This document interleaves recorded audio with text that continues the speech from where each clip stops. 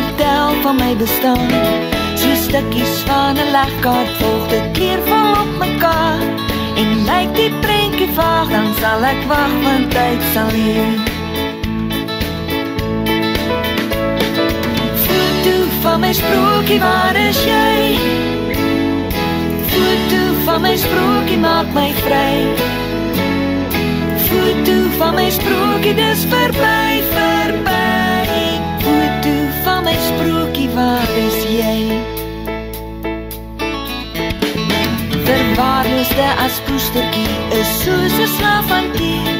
En Josef moes vir jare lank die tronk van tyd trotseer. Tot eendag op 'n reendag, onverwags maar nie te laat, die foto's van ons sprokies word toe op 'n dag mos waar. Foto van my sprokie, waar is jy?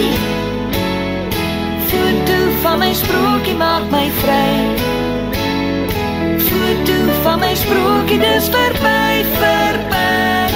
Foto van my sprokie, waar is jy? 'n skoon wit vel papier wag vir die skrywer en sy pen. Woorde kry postuur en vereenselwig met sy wens. Versigtig, ja, geleidelik, hy kan dit nie forceer. Die foto van sy sprokie word verander, gemonteer. Ek neem die mooiste foto's van my dae en laat dit raak. Monterings van herinnerings vertel van my bestaan. So stukkies van 'n legkaart volg dit kleurvol op mekaar. En lyk die prentjie vaag, dan sal ek wag, want tyd sal leer.